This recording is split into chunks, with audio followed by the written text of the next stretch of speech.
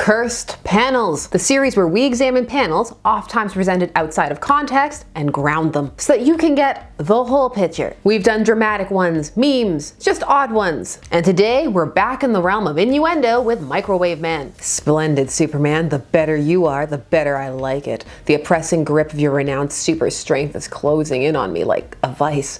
I can barely breathe. Then why does he sound so happy about it? This one was a request. I saw a comment requesting it pop up on the Ethan Bennett Clayface video. It caught my eye because as soon as I saw it, I knew exactly what panel they were talking about. But there's more to Microwave Man than slightly homoerotic fighting, or the upsetting fact that his monogram is for the microwave part of his name and not the whole name. Add another M-man, make it MM. Microwave Man's story is a pretty fun one. It's interesting. I'm excited to talk about it with you. I'm Sasha, this is Casually Comics, and let's discuss just who on earth is Microwave Man. Microwave Man was a short-lived villain from the Bronze Age of DC Comics. He debuted the year of the DC Comics implosion in 1978. He was in 2 issues, Action Comics 487 and 488. Both were written by Cary Bates, who we've done lots of stories from on this channel. The art was by Kurt Swan, inks Frank Chiaramonte, colors Gene D'Angelo. With these Cary Bates stories, you know you're in for a madcap, but kinda grounded, but also melodramatic time. It's so many things all at once. Our first part of the story from 487 is called Super Origin of Microwave Man. So let's get to it. They're promising us explanations. The teaser page is more spoilerific than normal, letting the reader know that Microwave Man and Superman are from different times. How could they possibly be fighting in modern day Metropolis? Gasp, let's find out. The story opens with Superman chasing down a UFO, which carves a message in a rock face that says peace, after depositing an old jalopy on the road with an old man inside. Superman didn't see that part though, just the peace. So he assumes this is just a man who was caught in this whole UFO adventure and was driving by. He offers to give him a ride back, but is refused. He doesn't really think anything of it. But this old man, he went to the library to learn about Superman. Always a sign of impending villainy, excessive research. Also look, Clark co-authored a book on the life of Superman. Do you think he made stuff up for that? I hope he did. Just to throw people off the trail. Right this way, sir. You'll find everything you're looking for. We have the largest Superman reference library in the world.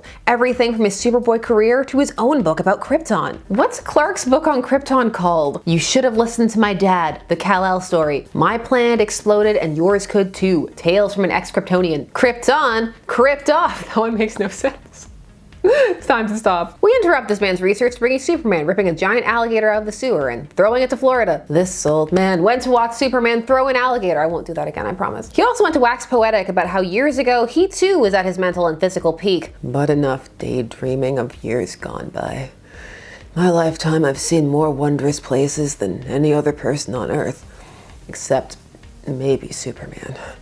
Which reminds me, if I don't rustle these old bones, I'm gonna be late for the seminar. Now this is the mid-Bronze Age. So Clark works for Morgan Edge at WGBS-TV, a subset of Galaxy Communications, and he's a news presenter. This was an attempt to update the whole reporter at the Daily Planet backstory, to match the shifting landscape of reporting, move with the times. At this point in canon, Galaxy Communications owned the Daily Planet. This era didn't prove as iconic as the classic Clark Kent Daily Planet reporter, even though he still kind of was one. Anyway, back in the 70s, Lana and her great dress and Jimmy are at Star Labs. There's a summit there where people are sharing their experiences with UFOs. One of them is the man from our intro. Thank you, Mrs. Anson Durgam, for sharing that unique encounter with us. Our next witness is Louis Paget, who claims he not only met extraterrestrials, but spent more than 4 decades roaming through the Milky Way aboard their craft. Thanks, young fella. But you forgot to mention my car. She made the trip too. I'll never forget the time my green-skinned friends let me drive my car across the crystalline deserts of Altair 4. Back in my day, you had to drive 60 light years to school, impulse both ways. Nobody believes him about the UFOs or the other parts of his story. And if you think his space stories were sci-fi ripoffs, you should have heard his other routine about his career as Earth's first super scientific criminal. He was bragging about how all Metropolis was at his mercy, or as he put it, at the mercy of, get this, Microwave Man. Microwave Man? Catchy name, let me guess. He went around town stealing a radar antenna. Perry doesn't think this is funny. He remembers the pure terror of Microwave Man. Actually, it wasn't terror, really, but the inconvenience of Microwave Man. And they really shouldn't have laughed at him. Lewis was just reacclimating to Earth, trying to live his best life, researching everything about Superman and going to this UFO summit he somehow knew about to share his tales. But those laughs, they pushed him over the edge. All those snickers, smirks, guffaws. I saw the way that blasted seminar crowd acted. I poured out my life story to them and they didn't believe one word of it. Whatever happened to the notion of respecting one's elders? I suppose I really can't blame them. After all, it didn't give them a shred of proof. Perhaps they have to see before they'll believe. I wonder. You know, there's something kind of sad here. This does speak to the fear of being unheard, of one's accomplishments being disregarded, not believed, or shrugged off. And it's not just one thing, it's everything, and that's his whole life. You feel a bit for Microwave Man. You know, before the reveal he was a thrill-seeking criminal who low-key got off on keeping the city in fear. After all those years in space, is it possible? Could my tired old body still be Micromatic? Micromatic sounds so much cooler in this context. Much more menacing than just having a poor sense of smell. My hair is Veronica Laking. Stop it. Also, Julius Schwartz provides editor's notes to make sure the reader knows how microwaves work. And you know what? Noted and appreciated. They add a certain layer of credibility to the increased menace of Microwave Man. This because of the increase of technology using microwaves from the 1930s to 1978 when this is supposed to be taking place. The Bronze Age was into that, trying to add more science, trying to ground it a bit, rather than the wibbly wobbliness of the Silver Age. So it is that when Microwave Man tests his abilities, he finds he's more powerful than ever. He turns the Daily Planet globe into a massive fireball, which horrifies him since he didn't want to kill anybody. So he tries to send it to an area where he knows that Superman frequents because of all that research so that he can stop it. Lewis laments that with how old he is and how much more powerful, using his powers full blast like that again would kill him. He's also feeling like it's not fair. He never got to fight somebody as powerful as Superman. Sure, he got to spend 40 years traveling through space with apparently very chill and cool aliens, but that's not fighting Superman. So it is that Lewis uses a radio transmitter,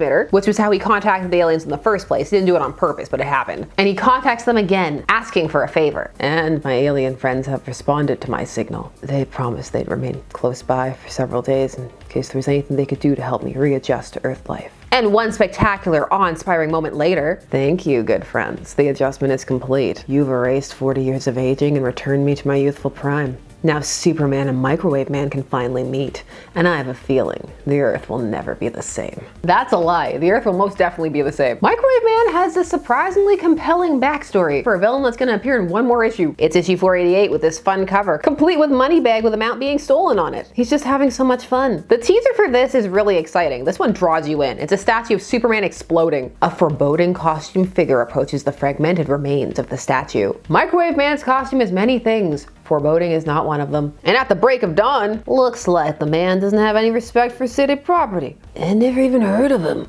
Neither did I, but one thing's for sure. Whoever this Microwave Man is, he must have some whale of a grudge against Superman.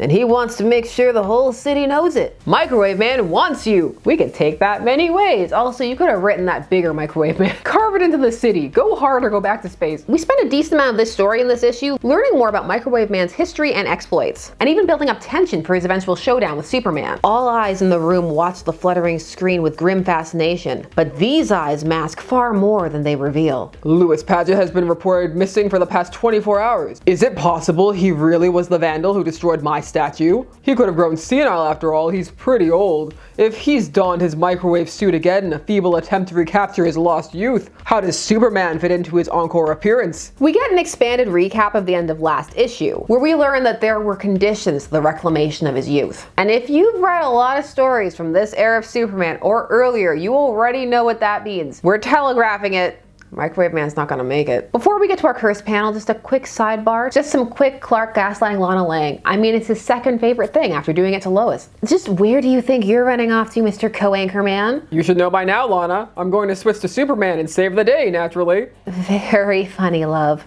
He won't let Lois and me forget we spent years suspecting he was really Superman behind those glasses. He really should let it go. He's gonna get it started again. Microwave Man summons Superman by disrupting all TV and radio broadcasts. And we're here, the showdown, it's happening. If you and I are meeting again, why is it you look so unfamiliar? I'm sure you'll figure it out. Great Krypton, that voice! It's much younger, much more vibrant, but unmistakably the voice of Lewis Padgett. The fine-tuning of my super hearing is as dependable as a voice print machine. I like that he has time to talk himself up as he's flying backwards. My powers are amazing. And so the battle is on, and Microwave Man is loving it. He finally gets to go hard and have someone come back at him. Now it's my turn to show off by demonstrating how fast a super speed retaliation can be. Splendid, Superman. The better you are, the better I like it. The oppressing grip of your renowned super strength is closing in on me like a vice.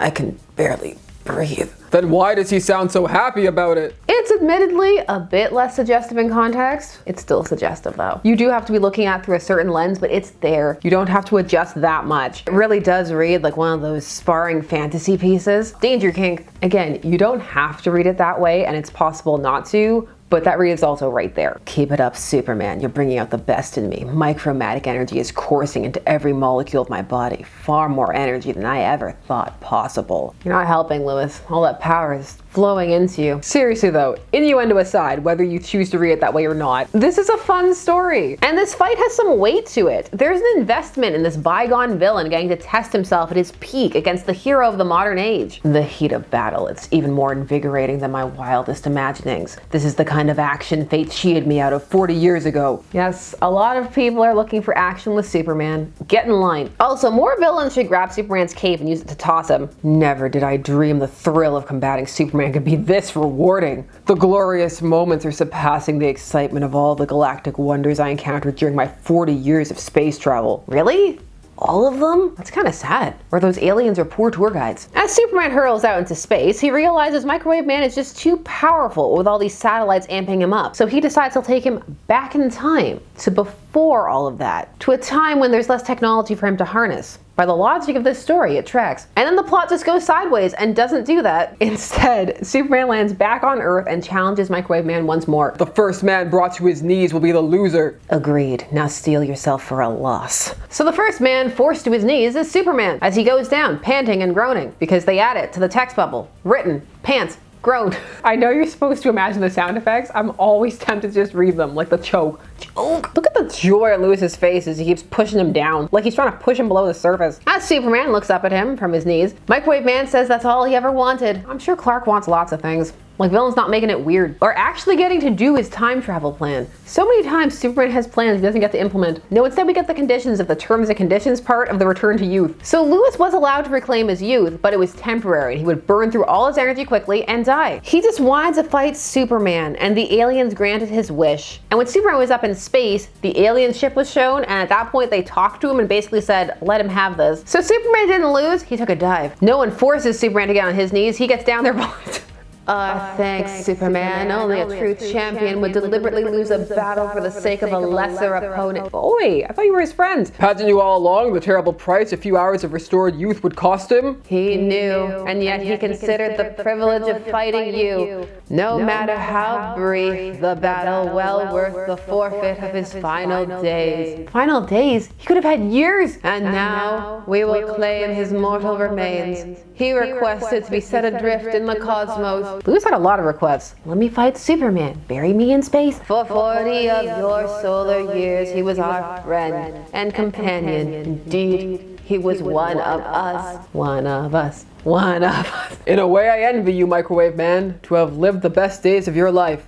Twice! Hold on, I need to process the whiplash. That was the final moments of this story. It was going one way, and then it just pivoted in an entirely different direction. Probably because keeping Microwave Man alive would be complicated, but not that complicated. You could have done it. Kind of wish they had. I sort of liked Microwave Man. This is a pretty solid two-parter. Microwave Man is more defined than one would anticipate for a two-shot villain. Our cursed panel slots directly into what was going on. It fits entirely into Microwave Man's desire to take on Superman, a desire you could read multiple ways. But the dynamic of a bygone villain seeking to claim a glory denied him because of essentially timing is interesting. It's a feeling that many can relate to, being in the wrong place at the wrong time, that if you had just been there, if things have been different a few years before. Again, there's layers here. There were also some intriguing questions that were never answered, or just threads you could have pulled upon. Why did the aliens keep him so long? What were they doing? What was that relationship like? I wouldn't mind reading about the adventures of Lewis in space. I'm probably alone in that, two sails. He's also one of those doing it for the thrills and fun villains, majority of the Flash's rogue style, which is a nice shift for Superman. It would most likely grow a bit one note though if they used him too much. His power set was a bit more physical, it leaned less towards Machiavellian scheming, and plus Superman has a lot of those villains anyway. Still, it might have been nice to keep him around just for a tiny bit more. Maybe the conditions could have been that he would burn through his powers, then have to relive life a normal man? Would he have become a new villain? That could have started an entire new arc. Would he have tried to reclaim his former glory, but under a new name? Maybe he could have gone off to travel with the aliens again, because whatever they did to his body rendered him unsuitable to living on Earth, and then maybe Superman could have encountered him later in space. There's a deeper story lurking just beneath the surface. It's not one you have to twist or modify to do so. You wouldn't have to do one of those edgy reimaginings because the bones are there. The entire concept of being forgotten and then not being able to share what one has seen, all those wonders that no one would believe, all of those abilities that are now more relevant than they were in the past. The fact that the one person who could believe him and could understand these things is Superman. Not to mention the entire man out of time villain angle. An old school villain now in a world filled with more cutthroat ones. It would have been an interesting dynamic to play with. Yes, the cursed panel and the banter around it are amusing. Potentially, although it could also be irritating for some when people do read innuendo into it, as some feel that people do that too often. So it's not going to be amusing to everybody. Regardless of how one feels about it, this panel slots into its context. This story is more than one would most likely expect when they hear the phrase